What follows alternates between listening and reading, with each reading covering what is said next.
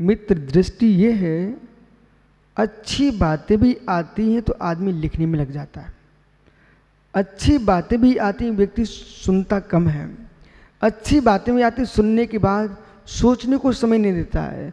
अच्छी बातें आए ना तो लोग उसके सुनने में धर्म मानने लगे हैं, जबकि आगम कहता है हम अच्छी बात कहते हैं, भाई अच्छी बातें आपके लिए मात्र गे ना बने, ध्येय बन जाए।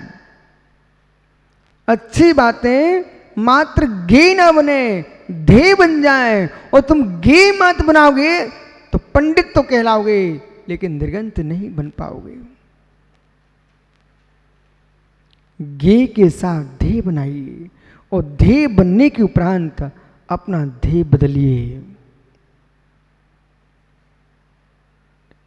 मित्र, मयूर के पंखों से मोक्ष होता तो मयूर ही मोक्ष चले जाते। इसलिए मयूर के पंखों को लेकर के ये मत दिखाओ कि मैं मोक्ष चला जाऊंगा। ये तो कोमल पंख जीवों की रक्षा के लिए हैं। वो जीवों की रक्षा से पुण्य का बंध होगा तुमको। जीवों की रक्षा से दीपक भाई पुण्य का बंध प्रचंड हो जाएगा, लेकिन पुण्य पाप का क्षय तो अपने कुभावों से आत्मरक्षा से ही होगा। जब तक कुभावों से आत्मरक्षा नहीं कर रहे हो ना, ईष्णा समतित हो पर लोक ईष्णा ना हो। ईष्णा समतित हो, वित्तेष्णा ना हो। ईष्णा समतित हो, पदेष्णा ना हो। ये ख्याति लाभ पूजा की दृष्टि जो है ना, जीव को समाधि से दूर रख देती है। समाधि का अर्थ मृत्यु मत समझ लेना आप लोग, क्योंकि कलयुग है, उल्टा जल्दी सोचना जानते हैं। समाधि का तात्पर्य दीपक भाई मृत्यु नहीं है। समाधि का तात्पर्य समधि, समाधि, साम्य बुद्धि, ध्यान की लीनता, आर्त और ध्यान से रहित प्रणाम, इसका नाम समाधि है। हे मित्र, समाधि चाहते हो तो सदा समाधि में आ जाइए।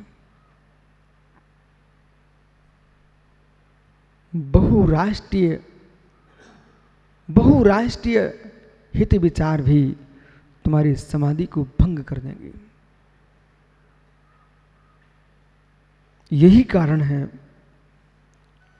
कि चक्रवर्ती राजा भी अपना हित जब सोचते ना, तो चक्रे 6 खंड का स्वामित्व छोड़ करके चल देते हैं। 6 खंड के स्वामित्व का त्याग करके मोक्ष मार्ग पर चल देते हैं। मित्र, आचार्य परमेश्वरी जब समाधि चाहते हैं, अपने आचार्य के स्वामित्व का परित्याग कर देते हैं। ये जगत को बोध है, समाधि के लिए मित्र नहीं चाहिए अधिकार, समाधि के लिए चाहिए साम्य भाव। अधिकारों में समाधि नहीं है, पदों में समाधि नहीं है, साम्य भाव में समाधि है। साम्य भाव में समाधि है। उसकी साधना न मठों में है, न मंदिरों में है, न तीर्थों में, न जंगलों में है। उसकी साधना का केंद्र कोई है, आत्मा के निर्मल परिणामों में है। बाह्य क्षेत्र निमित्त मात्र है। बाह्य क्षेत्र सेका के कारण है। निर्याप का चार शेकारी का साधन है। 48 मुनिराज सेकारी साधन है। कार्यकारी साधन तो स्वयं की आत्मा की विशुद्धि ही है। आहार कराने वाले मिल जाएंगे, पैर दबाने वाले मिल जाएंगे, सिर दबाने वाले मिल जाएंगे। मित्र, बाबों की निर्मलता के लिए तो आपको ही संभालना पड़ेगा। हम ऐसा तो कह सकते हैं, आशी बेटा अच्छे से रहना, ऐसा कह सकते हैं अच्छे ज्ञानी बनना, ऐसा कह सकते हैं श्रेष्ठ चर्या के पालक होना, पर बेटा हम सुनाने के कर्ता हो सकते हैं। इन सब का कर्तापन तो तेरे भीतर ही होना चाहिए। निर्णय, निर्णय, आत्मी भाव से निर्णय, आत्मी भाव से निर्णय। इस शब्द पर जोर दो, मैं कुछ कह रहा हूं। चक्रेश, निर्णय बेटा आत्मी भाव से निर्णय, आत्मी भाव से निर्णय। वे लोग कभी मुनि ना बने, वे लोग कभी मुनि ना बने जिनका आत्मी भाव से ग्रह त्याग का निर्णय नहीं हुआ है। वे लोग मुनि कभी ना बने जिनका आत्म भाव से पर भाव से वैराग्य उत्पन्न नहीं हुआ है। वे लोग मुनि कभी ना बने जो आत्म भाव से कसाय का त्याग का निर्णय नहीं कर पाए। वे लोग शीघ्र मुनि बन जाएं जिनके आत्म भाव से वैराग्य उत्पन्न हो चुका है। वे लोग शीघ्र मुनि बन जाएं जिन्होंने अपने ममत्व को छोड़ करके मेरे मित्र देखना पसंद नहीं किया है। वे मुनि शीघ्र बन जाएं जो मित्र घर परिवार कुटुंब में अपनी आत्म बुद्धि छोड़ चुके हैं। उन्हें देर नहीं करना चाहिए, उन्हें बिल्कुल देर नहीं करना चाहिए। भावों की विटंबना होते देर नहीं लगती है, देर नहीं करना चाहिए।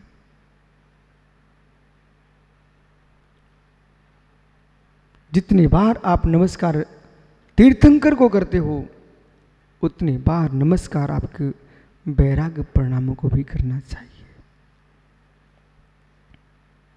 तीर्थंकर ने मार्ग बताया है। दीपक पटनी जी, कुछ समझ में आ रहा मित्र? तीर्थंकर ने मार्ग बताया है, वैराग्य ने मार्ग पर चलाया है।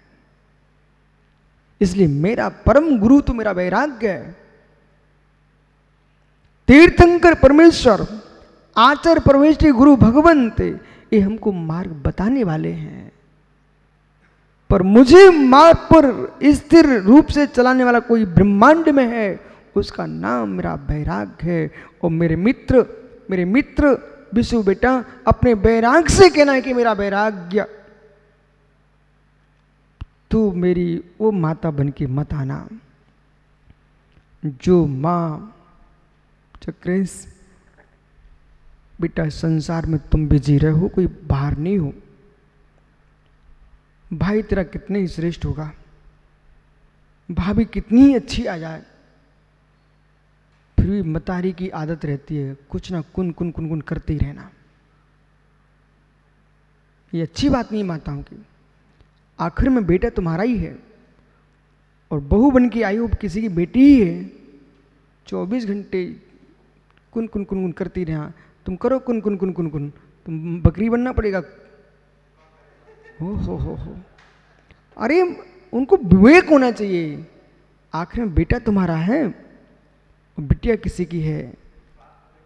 आप जो है प्रथम दिन तो उसने आपके चरण छुए थे, आप ऐसा व्यवहार बना के क्यों नहीं रख पा रही हो कि क्यों आपके चरण छू करके बंद कर दे और तुमको लाठी लेके खड़ी हो जाए? ये आपने ऐसा किया क्यों? विषय पे आइए मित्र। कितनी श्रेष्ठ बहू घर में आ जाए, यदि सासू के भाव अच्छे नहीं है तो बेचारी बहू कुछ नहीं कर सकती। सर्वथा सासू का दोष ऐसा भी नहीं है। सासू की माँ सासू बन के भी बहू आती हैं, उन्हें किनारे में ढाल देती है, बैठो आप। लेकिन हमारा विषय कुछ और है। वैराग्य जो है वो मां नहीं चाहिए मुझे। जब तक सीमित शादी नहीं हुई है, मां दूध की लोटी भर के रखती है, बेटा आ रहा होगा दूध पिलाएंगे। कुन्नू, जगत की लीला बेटा सामने देखो, आंखों में तुमको दिखाते हैं। 2 भाई हैं, 2 भाई, जब तक दोनों की शादी नहीं हुई, मां बराबर दूध पिला रही है दोनों को। और जैसी एक की शादी हो जाती है, बड़े बेटे की शादी हो गई, मां वही है। लेकिन क्या करें, बहू क्या घर में आई, उसने पत्नी क्या लेके आया, मां दूसरे दिन से बहू से कहने लगी, ये तुम्हारा लोटा ले जाओ, ये तुम्हारा लोटा ले जाओ। ये शब्द खड़ा हो गया, ये तुम्हारा लोटा ले जाओ। अपने पति को पिला देना, अपने पति को पिला देना। बेटा कहां चला गया, अपने पति को पिला देना। हे मां, ऐसा भी तो बोल सकती थी बहू बेटी, आओ ये बेटे को पिला देना, बच्चे तू भी पी लेना। इतना बोल देती ना, बहू पानी पानी हो जाती। पर सुब्रत सागर जी, इतनी बात बोलने के लिए बहुत ताकत चाहिए, विश्वास मानना। शिष्य को खुशी से गुरु आशीर्वाद दे करके और उसकी हर बात को सुन ले, उसके लिए गुरु के अंदर बहुत ताकत चाहिए, बहुत ताकत चाहिए। नौकर के लिए प्रेम से काम करा करके उसको पुरस्कृत करते रहना, इस सेठ के अंदर बहुत ताकत चाहिए। मान गलाए बिना सम्मान तुम किसी को दे नहीं सकते हो। अपने गुरु भाइयों को मित्र भगवान के रूप में देख पाना, ये बहुत कठिन साधना है। उपास करना कठिन नहीं है मित्र, कठिन ये है कि अपने समान दूसरे को देखने की ताकत होना और प्रेम की भाषा बोल पाना, इसलिए बहुत ताकत चाहिए। मैं वैराग्य से बात कर रहा हूं पीयूष, विषय बहुत गहरा है, मैं वैराग्य से बात कर रहा हूं। और वैराग्य से मैं ये बात कर रहा हूं, गुन्नू बेटा संभल के जीना। मैंने जन्म देने वाली माता को अपने बेटे की निंदा करते देखा है। जब जन्म देने वाली माता अपने बेटे की निंदा करे, छोटे बेटे को दूध पिला रही थी और बड़े बेटे की निंदा कर रही थी, माँ तेरा ही तो बेटा है, ये निंदा क्यों प्रारंभ कर दी। और जैसे शादी होती है वो अपने को भिन्न देखने लगती है, बोली अपना अपना देखो, अपना अपना देखो, मुझे ऐसे वैराग्य माता नहीं चाहिए।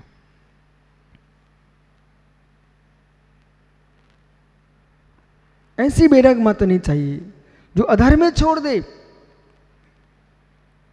मैं उस मां की बात कर रहा हूं, उस मां की बात कर रहा हूं। हे वैराग्य जननी, 12 भावनाएं जनानंद जड़ियों, कार्तिकेय स्वामी ने कार्तिकेय प्रेक्षा ग्रंथ में लिखा हुआ है, जनानंद जड़ियों, जैसे जग को आनंद देने वाली जननी, हे 12 भावनाएं और हे वैराग्य जननी, वैराग को जन्म देने वाली जननी 12 भावना है, और चारित्र को जन्म देने वाली कोई जननी है, उसका नाम वैराग्य है। कि बेटा कितना ही बड़ा हो जाए, ओहो, एक सच्ची मां, दीपक सच्ची मां, मजदूरीन क्यों ना हो, किसान की पत्नी ना क्यों हो, खेत में काम कर रही है, लकड़ियां बीन रही है, कंडे थाप रही है, बच्चा खेल रहा है बाहर रोड पर, गोबर हाथ में लिए मां, पर दृष्टि कहां। गोबर लिए हाथ में मां संदीप, गोबर लिए हाथ में मां, दृष्टि कहां।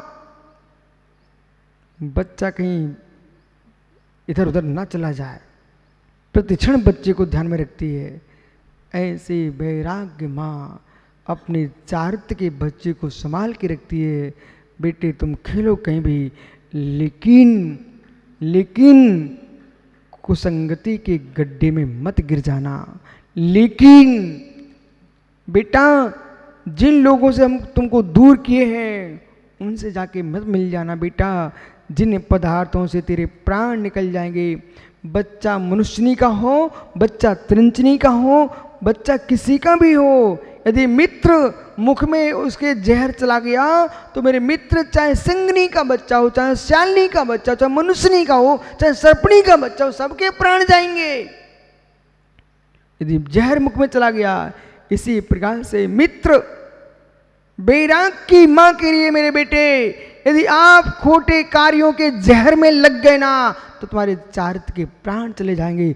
वो बैराग की मां संभाल के रखती है अपने बेटे को।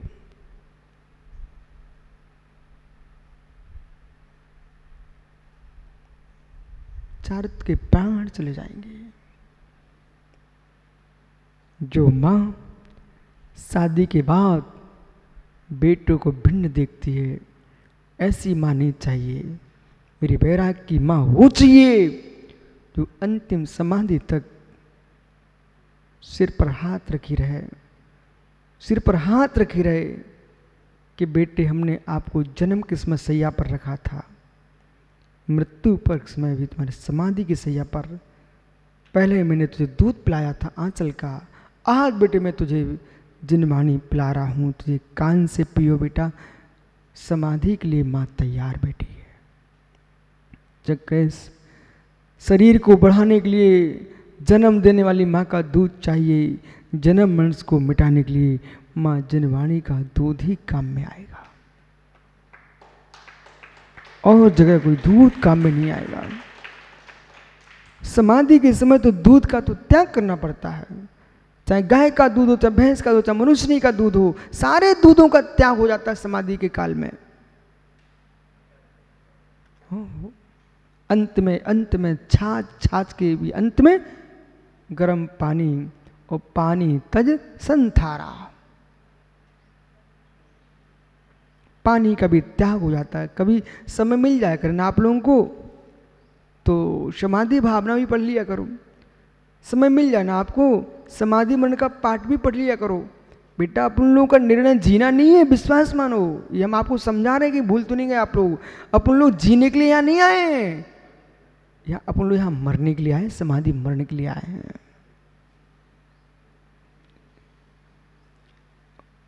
इस भ्रम में मत रहने, समझ कहाँ गए सारस्वत।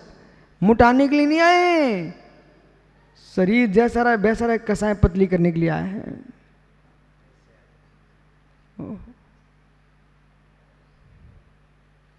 हमारा मार्ग बहुत गहरा है, मार्ग बहुत गहरा है। शरीर को मोटा पतला देखने के लिए नहीं आए हैं, कसाएं पतली करने के लिए आए हैं। इसलिए 24 घंटे मत देखो मैं दुबला तो नहीं हूं, पतला तो नहीं हूं। हे मित्र, जो दुबला पतला है वो तेरी आत्मा का स्वरूप नहीं है।